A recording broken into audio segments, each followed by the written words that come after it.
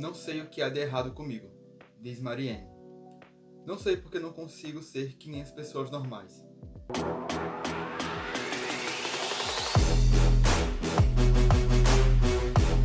Oi, eu sou o Tom e hoje eu vou falar com vocês sobre Pessoas Normais, da Sally Rooney. Falando rapidamente sobre a minha experiência com esse livro, eu já estava esperando ele chegar no Brasil há muito tempo, porque eu já ouvia um burburinho sobre ele lá na gringa. E eu consegui assistir a série assim que ela foi lançada, lá durante a pandemia, em 2020.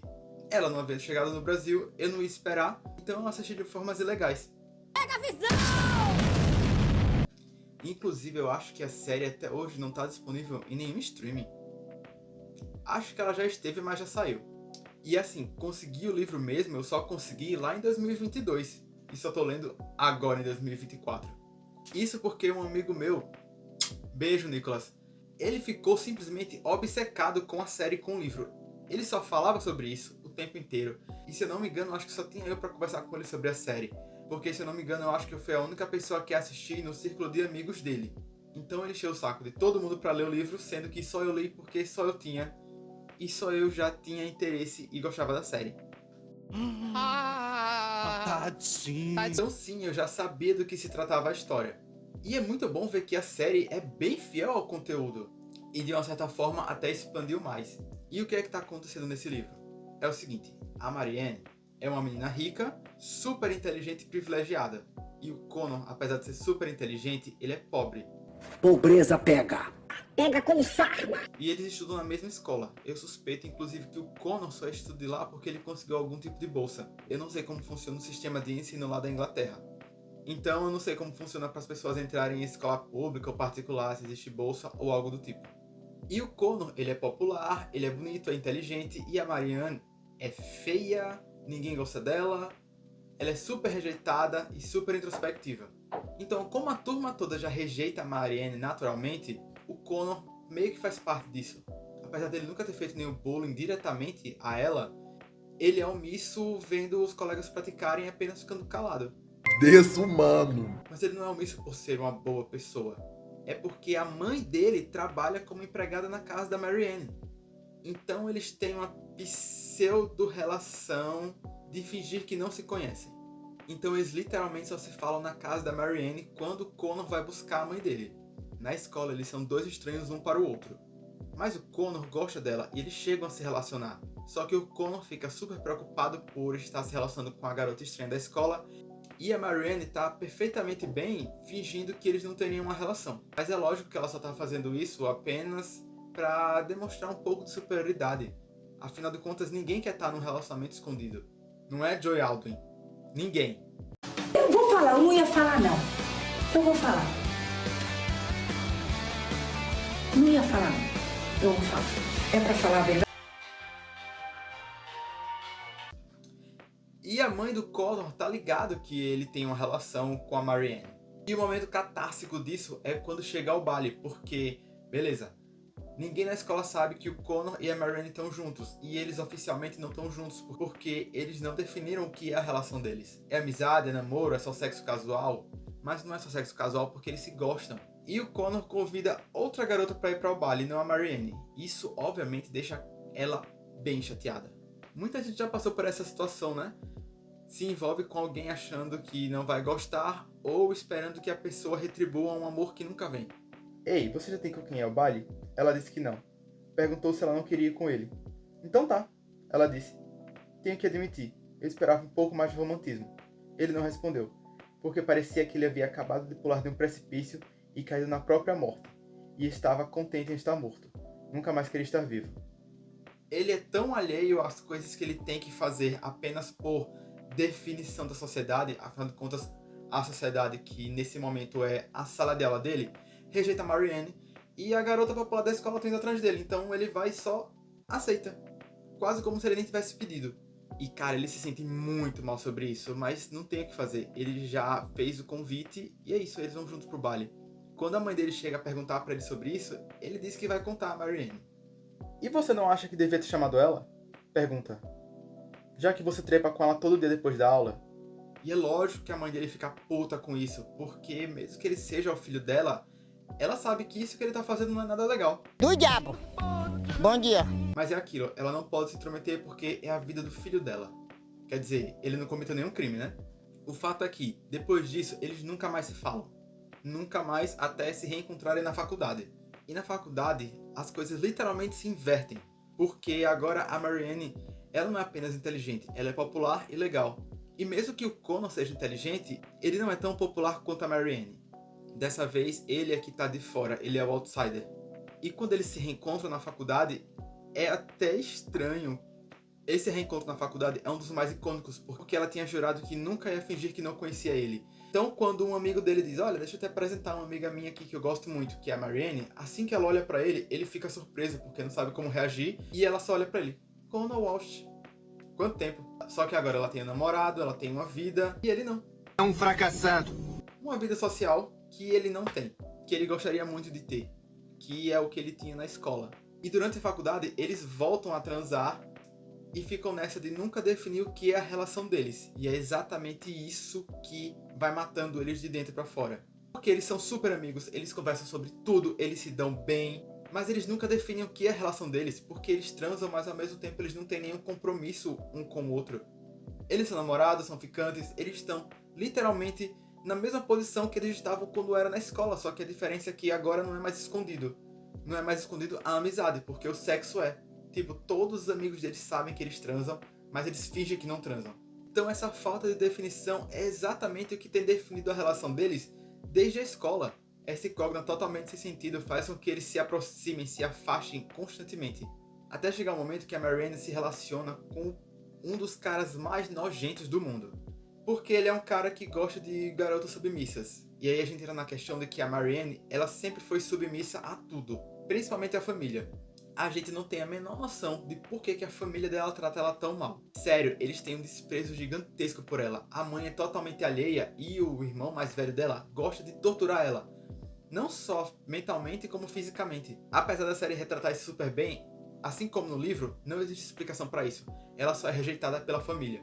Eu não sei se você sabe, mas se você não souber, você vai morrer sem saber, porque o texto não está te falando isso. E ela se acostumou a isso, ela se acostumou a ser rejeitada, a ser apenas vista para ser maltratada. E isso refletiu muito em todas as relações amorosas dela. E apesar do livro não se aprofundar, nas amizades também. Porque ela tem amigos que se preocupam, tem amigos que não dão valor a ela, e ela engloba eles como se todos fossem iguais. Tipo assim, eu tenho meus amigos para a festa, eu tenho meus amigos que eu posso contar com a ajuda deles para determinadas coisas, eu tenho amigos que são só para leitura, tenho amigos que gostam de apenas de ir para cinema. Eu tenho um grupo diverso de amigos porque todos eles são plurais e nenhum deles vai se encaixar especificamente em todos os meus gostos. Isso inclui amigos obviamente de confiança e amigos que são apenas para farra. Já ela coloca todos eles num único bolo porque ela nunca diferenciou isso. Porque ela sempre foi tratada apenas como lixo dentro da própria casa dela. Então ela não consegue fazer essa diferença. Para ela todos vão ser iguais, vão tratar ela igual. Então ela coloca todos eles numa mesma caixinha. Então ela se acha totalmente sem valor. Eu sou gorda, eu sou pobre, eu sou feia. E acredita que só vai ser vista por alguém se esse alguém estiver se aproveitando dela. E é o que acontece ao longo de toda a narrativa. Inclusive o próprio Connor se aproveita dela várias vezes. Mas o Connor não se aproveita dela por ser um cara malandro ou malvado, como uma boa parte dos namorados que ela tem ao longo do livro. Mas sim porque ele é totalmente indeciso e preocupado apenas com o que os outros vão pensar dele. Nada era mais relevante para Rob do que a aprovação alheia. Ser bem visto, ser uma pessoa de status. Ele teria traído qualquer confiança, qualquer bondade, em troca de promessa de aceitação social. Connor não podia criticá-lo por isso. Ele era do mesmo jeito, ou até pior. Ele só queria ser normal. Esconder as partes de si que achava vergonhosas e confusas. Foi Marianne que teve que lhe mostrar que outras coisas eram possíveis. A vida ficou diferente depois. Talvez nunca tenha entendido como estava diferente. Sabe por que isso? É que enquanto Connor na escola vivia se preocupando com o que os amigos deles iriam pensar, se soubessem que ele estava tendo de fato uma relação com a Marianne, ele não conseguiu viver essa relação como ele poderia ter vivido. E no dia do baile ele descobre exatamente isso, que os amigos dele já sabiam, que os amigos dele sequer se importavam com isso. O tempo todo, um tempo de vida que não me tenho, pra... porque ele deixa de viver o que ele quer apenas por preocupação com o que as outras pessoas vão pensar. E cara, viver assim é uma prisão interna gigantesca. Você vai se tornar um eterno mártir de si mesmo. E o Connor sofre ao longo da narrativa inteira com isso, porque ele se colocou tanto no meio de aprovação das outras pessoas que ele nunca conseguiu viver plenamente. E ele desenvolve depressão profunda. Na série isso não tinha ficado muito claro pra mim. Não sei porque eu assisti a série há mais de 3 anos, então minha memória tá meio escassa. Mas no livro é bem específico que ele tá sofrendo de depressão. E eu acho que a Marianne por pouco não desenvolveu algum tipo de depressão. Mas eu acho que esse sofrimento ao que ela foi exposto desde o núcleo familiar, ela não tinha um lugar seguro sequer na própria casa, fez com que ela ficasse com a casca mais dura e talvez tentar não demonstrar sentimentos no geral.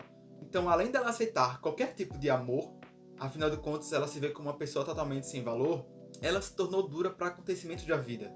Tanto que quando um dos colegas dela da escola morre e ela vai pro funeral, além de ter uma relação totalmente alheia, porque era um dos garotos que fazia bullying com ela, ao mesmo tempo ela já superou aquilo, então ela só tá cagando pra ele. Não foi nada, rebate Connor. Ele fez bullying com você. Marianne se cala. É verdade que faziam bullying com ela. Uma vez, Eric a chamou de sem peito na frente de todo mundo, e Rob, aos risos, correu para cochichar algo no ouvido de Eric. Uma confirmação ou outro insulto muito vulgar para ser dito em voz alta. No funeral, em janeiro, todo mundo falou da ótima pessoa que Rob era, cheio de vida, um filho atencioso, e assim por diante. Mas era também uma pessoa muito segura, obcecada pela popularidade, e o desespero o tornava cruel. Não é a primeira vez que Marianne pondera que crueldade não machuca apenas a vítima, mas também o perpetrador, e talvez de forma mais íntima e mais permanente. Você não aprende nada muito profundo simplesmente sofrendo bullying, mas a fazer bullying com alguém, você aprende algo que nunca vai conseguir esquecer. Eu me pergunto se realmente as pessoas não conseguem esquecer. Afinal de contas, é aquilo, né? Quem bate sempre esquece, mas quem apanhou sempre lembra. Uau, né, querido? O cara vai dar mais bafão. Então a gente vai vendo todo esse relacionamento deles de idas e vindas, dessa falta de definição. Então um dos melhores momentos é quando eles conseguem se definir. Quando a Marianne se livra desses relacionamentos abusivos. Acontece de forma gradual em relação às amizades. Mas no namoro, tem uma hora incrível na série e no livro que ela põe um fim naquilo. Porque o namorado dela, que sempre vivia subjugando e inferiorizando ela, tenta fazê-la ser submissa mais uma vez, e ela, da forma mais apática possível, apenas diz que não, ele não tem poder sobre ela. Ela só se levanta e vai embora. E aquilo deixa ele chocado, porque ele sempre controlou ela, e agora ele viu que não tinha controle nenhum, que bastou apenas ela se levantar e sair. Então, enquanto ela tá se livrando de um mal... Ele não é do bem, ele é do mal, acreditem em mim, ele é do mal. Fala com a boca, vocês não perceberam? Ele põe medo, ele quer botar medo. O Connor também tá aprendendo a lidar com a depressão dele. Então, no final do livro, a gente percebe que agora eles estão realmente lidando com os problemas deles. Não estão apenas botando para escanteio ou fingindo que não existe. Agora existe uma definição. Desde cedo, sua vida foi anormal. Ela sabe. Mas tanto foi encoberto pelo tempo. Assim como as folhas caem e cobrem um pedaço de terra. E uma hora ou outra se misturam ao solo. Coisas que acontecem com ela, então estão enterradas na terra de seu corpo.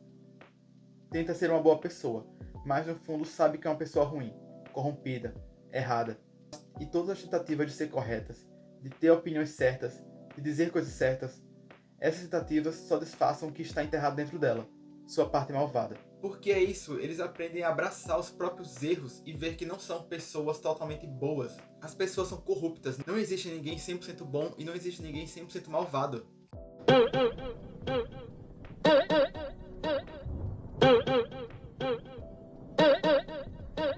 Admitir nossas próprias falhas é o que nos torna tão humanos, tão normais. Existem umas opiniões contraditórias quanto ao final do livro, mas eu posso dizer que eu realmente gostei muito deles, porque a atitude final deles é uma atitude que demanda muita maturidade. Maturidade que eles não tiveram ao longo do livro inteiro um com o outro. É uma maturidade que eles aprenderam a ter consigo e com o próximo. Seja amigo, seja familiar, seja namorado ou não. E no final a gente descobre que se esse pessoal tivesse feito terapia desde o começo, eles não iriam passar por metade dos problemas que eles tiveram ao longo da vida. Né? Se a gente pensa muito, Por que essa galera simplesmente não fica de boa? Porque eles podiam conversar sobre como se sentem, ser mais abertos um com o outro, ao invés de tentar adivinhar o que o outro estava pensando ou se preocupar com o julgamento da sociedade. E o pior disso tudo é que todos nós somos exatamente assim, iguais a eles, iguais pessoas normais. Agora eu entendi! Cara, esse livro me fez refletir sobre um monte de coisas, que inclusive a série pra mim não me fez. Porque numa mídia visual eu tava realmente vendo a vida deles.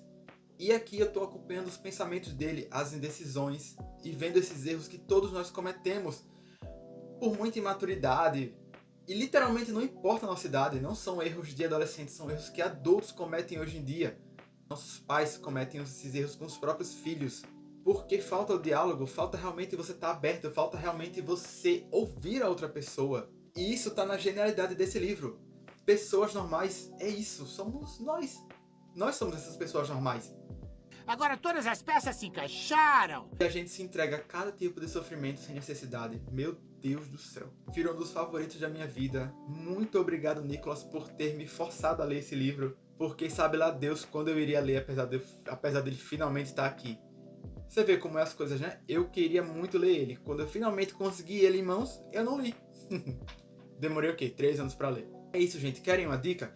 Tem um amigo que fica no seu pé pra fazer você ler, assistir, ouvir algum tipo de música. Você pode descobrir uma coisa maravilhosa ou não. Ghost Academy. Não dei nenhum spoiler grandioso aqui do livro, porque eu só queria conversar sobre as minhas impressões de leitura e como esse livro me impactou. Então você pode vir conversar comigo. Afinal de contas, esse é um livro que já é bem popular no meio dos leitores. Então se você não leu, tá aí mais uma pessoa panfletando ele pra você. Então se inscreve no canal, curta e compartilha esse vídeo, comenta aqui e vem conversar comigo e me seguir em todas as redes sociais. Cara, quem fez o design dessa capa tá de parabéns, porque ela é tão minimalista e tão linda ao mesmo tempo. Vocês conseguem ver daí? Eles na lata de sardinha. Isso é muito legal. Pois é, daria pra eu falar horas e horas sobre esse livro. Obrigado, Nicholas, por ter me forçado a ler. Você é insuportável, mas você acertou. É isso. Cheiro!